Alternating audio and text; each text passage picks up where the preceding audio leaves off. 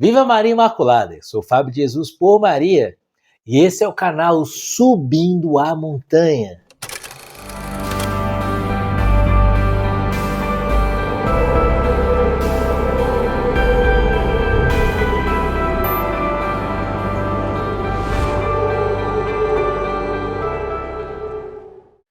Palavras de vida eterna, o pão da palavra no seu dia a dia, porque não só de pão vive o homem, mas de toda a palavra que provém da boca de Deus.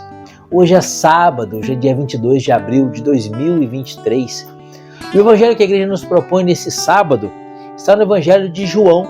Sim, evangelho de nosso Senhor e Salvador Jesus Cristo, segundo João, capítulo 6, versículos de 16 a 21. Pelo sinal da Santa Cruz, livra-nos Deus, nosso Senhor, de todos os nossos inimigos, em nome do Pai, do Filho e do Espírito Santo. Amém. Chegada a tarde, os seus discípulos desceram à margem do lago.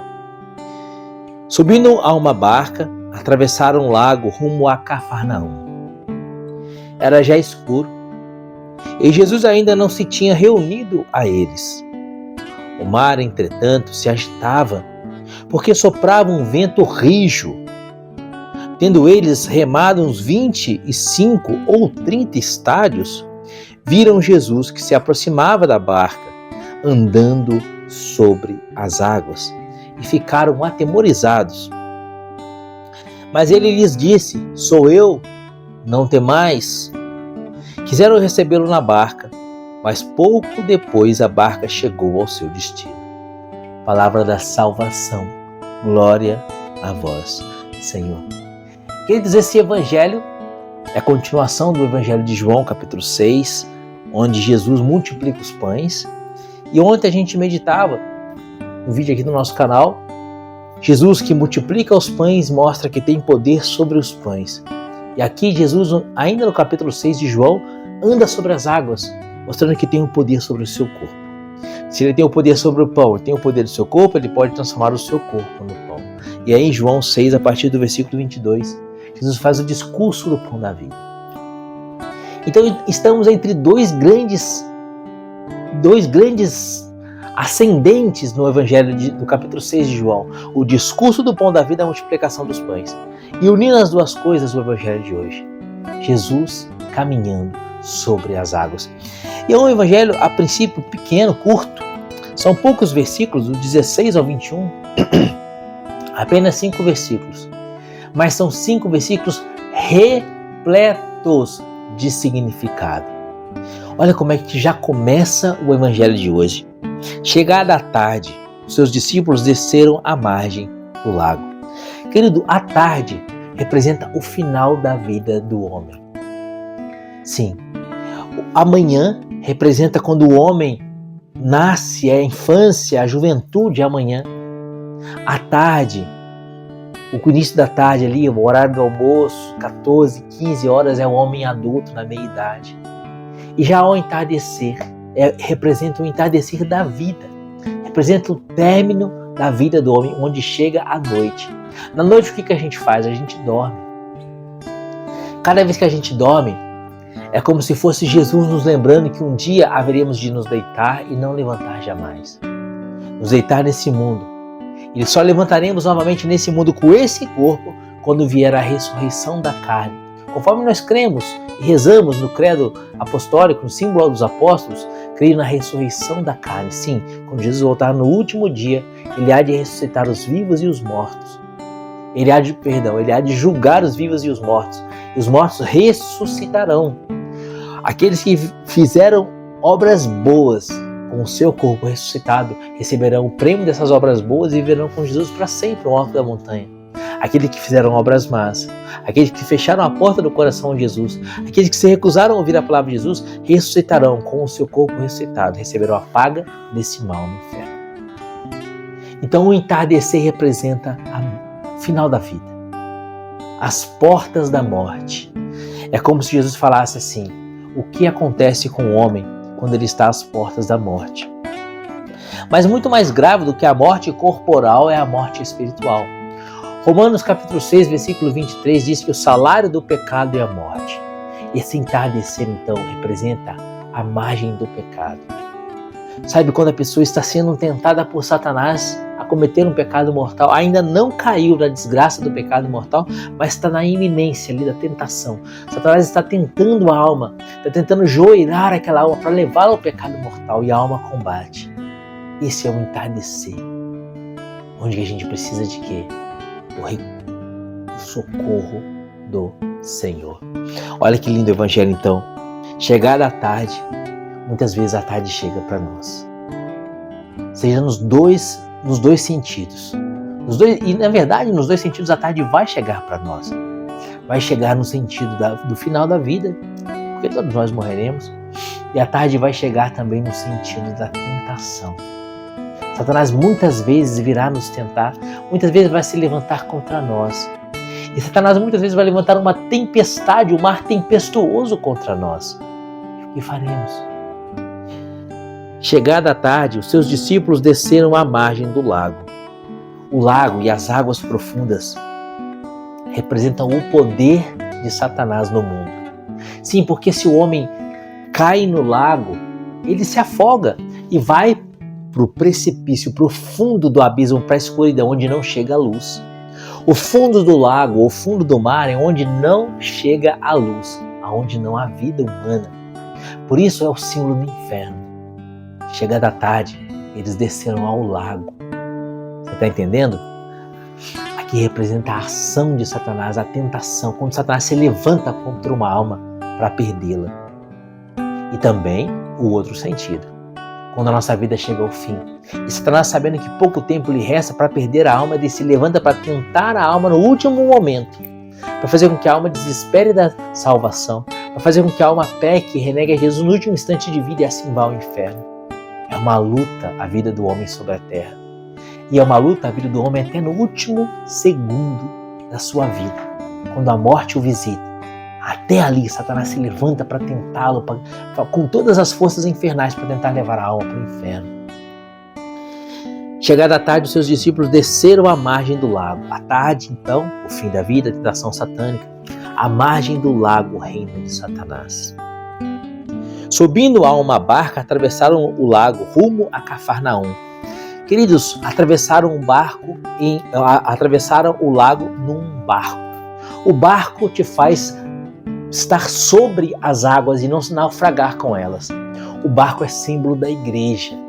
Estar no barco é estar recebendo os sacramentos. Principalmente, é claro, a Eucaristia e a confissão, que é o sacramento que nós frequentamos. Recebemos uma vez na vida o batismo. Recebemos uma vez na vida o crisma. Casamos muitas vezes uma vez na vida, não é? A não ser que a pessoa seja viúva e receba um novo matrimônio. Mas normalmente a pessoa se casa uma única vez na vida. O sacramento da ordem, ele tem 3 graus. Diaconato, presbiterato e episcopado. Mas cada um dos graus a pessoa recebe uma vez na vida. Então, os sacramentos nós recebemos normalmente uma vez na vida. Mas, de forma especial, o sacramento da Eucaristia, a comunhão, a presença real de Jesus no Santíssimo Sacramento do altar, e o sacramento da confissão, a recepção e a frequência desses sacramentos é que nos mantém no barco. É que nos mantém no barco e faz com que nós não naufraguemos. O barco, que é capitaneado por São Pedro, é a igreja. Pedro é o Papa. Pedro, o apóstolo, príncipe dos apóstolos, Papa. Petrus apostolum principi apostolorum. Ele é o Papa. Estar nesta igreja, estar neste barco, para não afundar. Como estaremos no barco? Pelos sacramentos. Agora olha se você está naufragando ou se você está no barco. Talvez você esteja náufrago, na água já, talvez agarrado em pedaços de madeira, pronto para afogar. Suba no barco, se confesse. Viva a vida uma vida sacramental, confissão e Eucaristia. Subiram então no barco e foram para Cafarnaum. Subiram a uma barca, atravessaram o lago rumo a Cafarnaum. Cafarnaum é a cidade onde Jesus estava morando. Jesus não é de Cafarnaum, Jesus é de Nazaré. Quem é de Cafarnaum é Pedro. A cidade de Pedro passou a ser a cidade de Jesus. Você entendeu muito bem, né? A analogia é clara.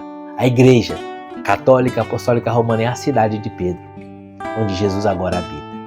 Jesus passou a morar com Pedro em Cafarnaum, assim como agora Jesus habita na igreja, principalmente, por excelência, no sacrário. Então, na barca, eles caminhavam para a terra onde Jesus morava, para Cafarnaum. Na barca da igreja, você caminha para o céu, você caminha para a vida eterna. Era já escuro e Jesus ainda não se tinha reunido a eles. Quando nós estamos na ausência de Jesus, está sempre escuridão. Era já escuro. Quando estamos longe de Jesus, sempre é trevas e escuridão. O mar, entretanto, se agitava, porque soprava um vento rijo. O demônio muitas vezes vai se levantar para tentar nos perder, para fazer guerra contra nós, para tentar nos levar ao pecado, para tentar nos levar à depressão, ao desespero, à angústia. Muitas vezes o demônio vai tentar levantar confusão na nossa vida, às vezes. Na vida familiar, com brigas, com discussões, com impaciência, com agitação. Soprava um vento rijo e o mar se agitava. Versículo 19. Tendo eles remado uns 25 ou 30 estádios, eles não sabiam exatamente quanto eles tinham remado. Se era 25 ou se era 30 estádios. Olha o que vai dizer São Beda na Catena Áurea de São Tomás de Aquino. São Tomás de Aquino reuniu aqui os comentários do Evangelho de João, a Catena Áurea de São Tomás, o Evangelho de João.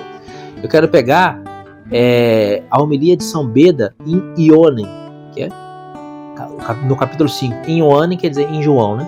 Capítulo 5. São Beda diz assim: costumamos dizer, quando estamos em dúvida, cerca de 25 ou 30 estádios.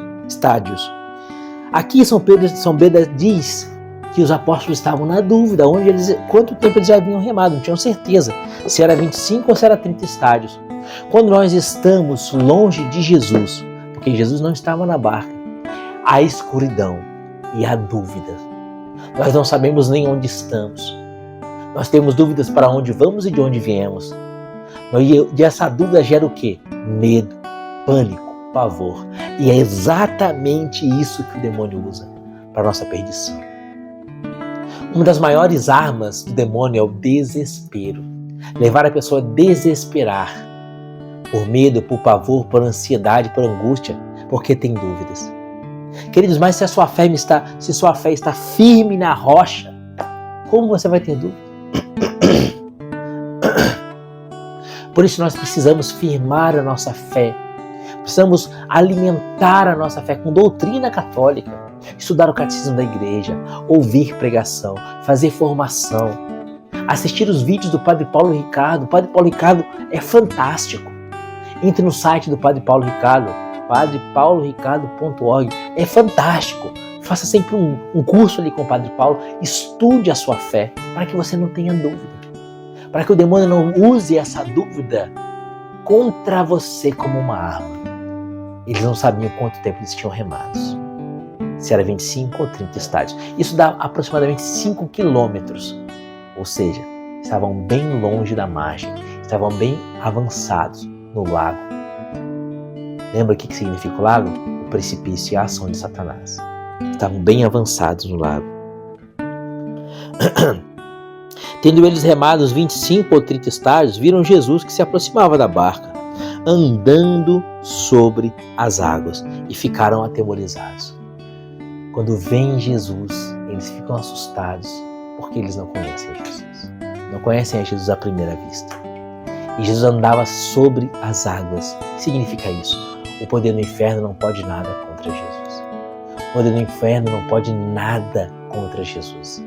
Assim sendo, o poder do inferno não pode nada contra os seus amigos. Olha o que vai dizer Jesus. Mas ele lhes disse, diz Jesus: sou eu, não temais. Sou eu, não temais. Catena Áurea de São Tomás, comentários de São João. Mais uma vez São Beda, em Iones, capítulo 5. São Beda diz assim: não disse, sou eu, Jesus, mas simplesmente, sou eu. Porque eram seus amigos próximos, de modo que, ouvindo a sua voz, puderam facilmente reconhecer o Mestre. Queridos, São Beda está dizendo aqui que se você for amigo de Jesus, a tempestade, o mar agitado, as ondas encapeladas, seja o que for, nada pode te abalar. Como diz aquela canção que Eliana Ribeiro canta, nada poderá me abalar, pois minha força e vitória tem um nome, é Jesus. Se você for amigo de Jesus, a tempestade vai passar. Como diz a canção que o Padre Reginaldo Manzotti canta, não é? A tempestade vai passar. Jesus diz, não tenham medo, sou eu. E eles reconhecem a voz de Jesus, porque o próprio Jesus vai dizer aqui no Evangelho de João, no capítulo 10, as ovelhas conhecem a voz do pastor. Eles eram amigos de Jesus, eles estavam acostumados a ouvir a voz de Jesus. Você está acostumado a ouvir a voz de Jesus? Se você estiver acostumado a ouvir a voz de Jesus, na tempestade você não vai se desesperar. Então aqui mais um elemento para a gente colocar na nossa vida. Eucaristia, confissão, leitura da palavra. É aqui que Jesus vai dizer para você, sou eu. Como ele disse para Moisés na sarça ardente, eu sou o que sou. Diga que eu sou, te enviou. Aqui Jesus assume sobre si o nome de Deus. Quando ele diz, sou eu, esse era o nome que os judeus atribuíam a Deus. E só Deus pode caminhar sobre as águas. Sou eu, não temais. Quiseram recebê-lo na barca, mas pouco depois a barca chegou ao seu destino. O que significa isso? Quando eles se encontram com Jesus e quando eles ouvem a voz de Jesus, o mar fica tranquilo. O lago de Genezaré fica tranquilo. A tempestade acaba na hora. Eles fizeram uma viagem tranquila, rápida e segura. E logo chegaram no seu destino. Para encerrar esse vídeo de hoje, de modo que a gente não se alongue demais, esse evangelho tão lindo de João, capítulo 6, versículos 16 a 21. Tenha intimidade com Jesus. A palavra de hoje é essa, intimidade com Jesus. Para que o demônio não faça a sua barquinha naufragar. Para que você não afunde no precipício do mar, aonde a luz não chega. Para que você não vá ao inferno, meu irmão. Tenha intimidade com Jesus. Que Ele seja seu amigo. Que Ele seja seu amigo. Para Ele ser seu amigo, você precisa estar na barquinha, você precisa conhecer a voz de Jesus. Estar na barquinha, Eucaristia e confissão frequentes.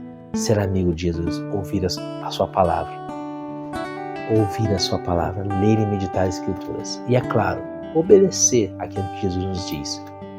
Porque Jesus diz, eu não vos chamo servo, vos chamo amigos.